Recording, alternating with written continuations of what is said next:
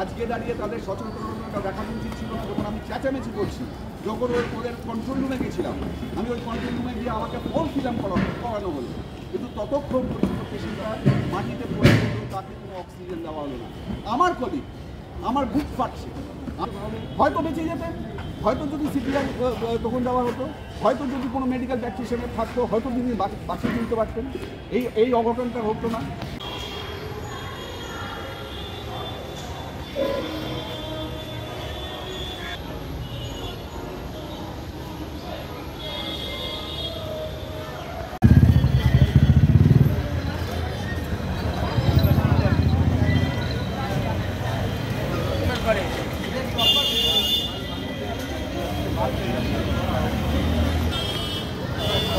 Building दिखा है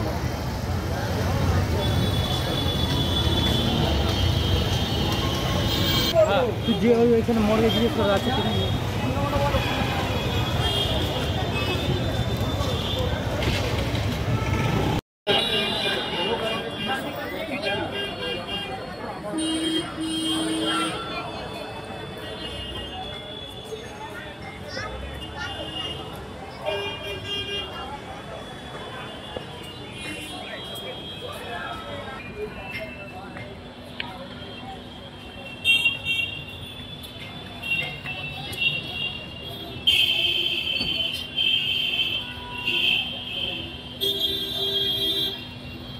ভাড়া করে সেই শাহজাহান মণ্ডল বলে যে আরপিএফ হোক বা সিকিউরিটি গার্ড হোক, যিনি ছিলেন খুব মানবিক লোক, তিনি একটা গাড়ি ভাড়া করে নিয়ে এলেন। সেই গাড়ি ভাড়া করে আমরা এখানে সদর হাসপাতালে এলাম, হাওড়া স্টেশনে। 45 মিনিটস একজন অসুস্থ হোক, সিভিয়ার অসুস্থ হোক, আনঅ্যাটেন্ডেড অবস্থায় পড়ে রইল। এর মতো প্রহসন, এর মতো অসভ্যতা আমাদের পশ্চিমবঙ্গে আমরা দেখি না। ঘটনাটা অ্যাকচুয়ালি সঞ্জয় দা ছিলেন, উনি সমস্ত অবজার্ভ করেছেন, ব্যাপারটা দেখেছেন, ওনার মতো উনি বললেন ব্যাপারটা সেটাই ঠিকঠাক, কিন্তু এটা এইভাবে চলতে পারে না। সাধারণ পাবলিক যদি এইভাবে হ্যারাস হয়, একটা মিনিমাম ফার্স্ট এড যদি না পায় এরকম একটা জায়গাতে, এত বড় একটা রেলের কর্তৃপক্ষ, তাহলে সাধারণ জায়গাতে সাধারণ পাবলিক তো এত সাফার হবে, কীভাবে সেটা সম্ভব? একটা মারা গেল, একদম ইয়াং ছেলে এইভাবে হঠাৎ মারা গেল, এটাকে মেনে নেওয়া যায় না। আমাকেও চিন্তা ভাবনা করতে হবে যে এটা উপযুক্ত ব্যবস্থা নেওয়া উচিত রেল কর্তৃপক্ষের কাছে। এটা এই যে আমাদের যে এই বলাটা, এটা যেন তার কান পর্যন্ত পৌঁছয়, কমসে কম এটাকে অ্যালার্ট হওয়া উচিত। এরকম সাফারের জন্য সামনের দিন আর কেউ না হয়, আমাদের তো কর্তব্য এইটুকুনি। আমার নাম রাজেশ চক্রবর্তী। বাজে 9:35 আমরা ট্রেনটা ধরবো বলে সিঁড়ি দিয়ে নেমে নিচের যে লিফট জায়গাটা আছে, আমি সেই সময় দৌড়াচ্ছিলাম ট্রেন ধরবো। তো সেই সময় আমি লিফটটাকে অ্যাভেল করার জন্য ডান দিকে তাকিয়ে দেখি বিশ্বজিৎ পাকরাশি, যে আমার কলিগ WBSCTCL অ্যাসিস্ট্যান্ট ইঞ্জিনিয়ার, সে ওখানে দেখলাম পড়ে রয়েছে। 2-4 জন যারা যাত্রী এবং 1-2 জন মেট্রো সিকিউরিটি, তারা তাকে অ্যাটেন্ড করছে। আমি দেখেই সঙ্গে সঙ্গে ছিটকে গিয়ে বললাম যে কি হয়েছে। তো দেখে মনে হলো যে তার একটা সিভিয়ার কোনো কিছু ঘটনা ঘটে গেছে, কারণ সে তখন সেন্সলেস, কোনো আওয়াজ নেই, জিভটা বেরিয়ে গিয়ে দাঁতের সাথে লেগে গেছে, যেটা সিমটম অফ হার্ট অ্যাটাক। তো আমি চেঁচামেচি করলাম যে কেউ মেডিকেল প্র্যাকটিশনার আছে কি না, কেউ অ্যাটেন্ড আছে কি না। তো দেখলাম কেউ নেই, সবাই মুখ চাওয়াচাই করছে, জল দেওয়া ছাড়া আর কোনো কাজ নেই। তো আমার চেঁচামেচিতে বোধহয় একজন মহিলা এলেন, এসে জানা নেই, উনি ছিলেন 1-1.5 মিনিট, তারপর তিনি হাওয়া হয়ে গেলেন। আমি আবার চেঁচামেচি করলাম, আমার সাথে সহযাত্রী যারা ছিলেন তারাও চেঁচামেচি করছেন, কারণ তিনি তখন সেন্সলেস। সিপিআর দেওয়ার কথা, তার সেই রকম কোনো ব্যবস্থা নেই। ধরুন হাজার হাজার লক্ষ লক্ষ লোক ওই সময় যাতায়াত করছে, প্রত্যেকেই এরকম ঘটনার সম্মুখীন হতে পারে। তার যে এমার্জেন্সিটা থাকা দরকার, যে ব্যবস্থাগুলো থাকা দরকার, মেট্রোর কিছুই নেই। আমার চেঁচামেচিতে একটা স্ট্রেচার এলো, স্ট্রেচারে করে একটা ঘরে নিয়ে যাওয়া হলো। আমি বলেছিলাম অক্সিজেন দেওয়ার জন্য, গিয়ে দেখি একটা অক্সিজেন সিলিন্ডার আছে, মাস্ক নেই। সবাই মুখ চাওয়াচাই, কোথায় মাস্ক, কোথায় মাস্ক। সেটাও পড়ে রইলো 15 মিনিট, ওইখানে পড়ে রইলো ওই ঘরটার মধ্যে। তারপরে আমি আবার চেঁচামেচি করলাম যে এইখানে পড়ে থাকলে সে তো মৃত হয়ে যাবে, যদি বা কোনো স্কোপ থাকে বাঁচানোর, সেই স্কোপটা পাওয়া যাবে না। আমি বললাম অ্যাম্বুলেন্স নিয়ে আসুন। কতটা মর্মান্তিক ঘটনা হতে পারে আপনারা কল্পনা করতে পারবেন না।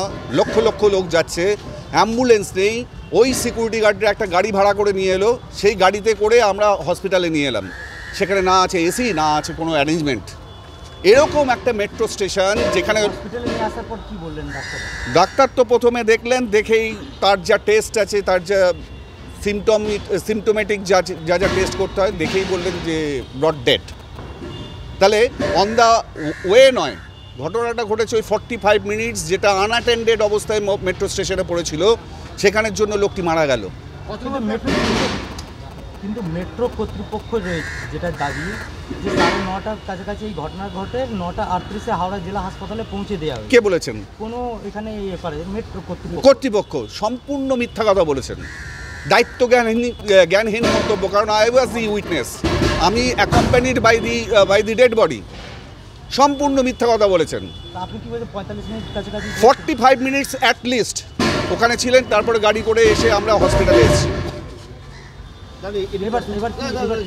এবার কি চাইছেন আপনারা? আমরা চাইছি যে মেট্রো কর্তৃপক্ষ যেখানে কোটি কোটি টাকা রোজগার করছে, যেখানে লক্ষ লক্ষ লক্ষ লক্ষ লক্ষ লক্ষ মানুষ ওখান থেকে যাতায়াত করছে, এ ধরনের ঘটনা যে কোনো সময় ঘটতে পারে, যে কোনো প্যাসেঞ্জারের ক্ষেত্রে ঘটতে পারে। সুতরাং তার যে অ্যারেঞ্জমেন্ট থাকা দরকার, মিনিমাম মেডিকেল ফেসিলিটিস থাকা দরকার, অ্যাটেন্ডেন্ট থাকা দরকার, চটজলদি যাতে ব্যবস্থা নেওয়া যায়, তার জন্য মানসিক যে জায়গাটা থাকা দরকার। 45 মিনিট আমি তাদেরকে স্ক্যাটার্ড দেখেছি।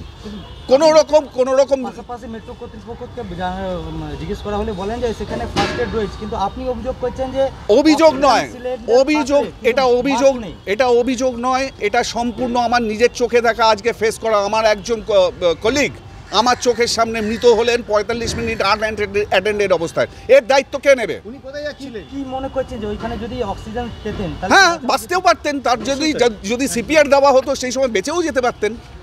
এই চান্সটা এই যে চান্সটা ছিল, ক্রুশিয়াল স্টেজে যে চান্সটা ছিল, সেটা মেট্রো কর্তৃপক্ষের অবহেলায়, অপদার্থতায় এই ঘটনাটা ঘটেছে। আপনি কোথায় যাচ্ছিলেন? তিনি অফিস যাচ্ছিলেন। তিনি হচ্ছেন ত্রিবেণী থেকে মেট্রো ধরেন, মানে ত্রিবেণী থেকে হাওড়া নামেন, হাওড়া থেকে এসে মেট্রো ধরেন, মেট্রো এসে করুণাময়ী, ওনার অফিস হচ্ছে বিদ্যুৎ ভবন। উনি ত্রিবেণীর বাসিন্দা। ওনার বিশ্বজিৎ পাকরাশি, উনি assistant engineer WBSCDCL EMD cell, আমাদের যে WBSCDCL এর বিদ্যুৎ ভবনে EMD সেল আছে, সেই সেলে কর্মরত। এখানে তার কলিগরা রয়েছে।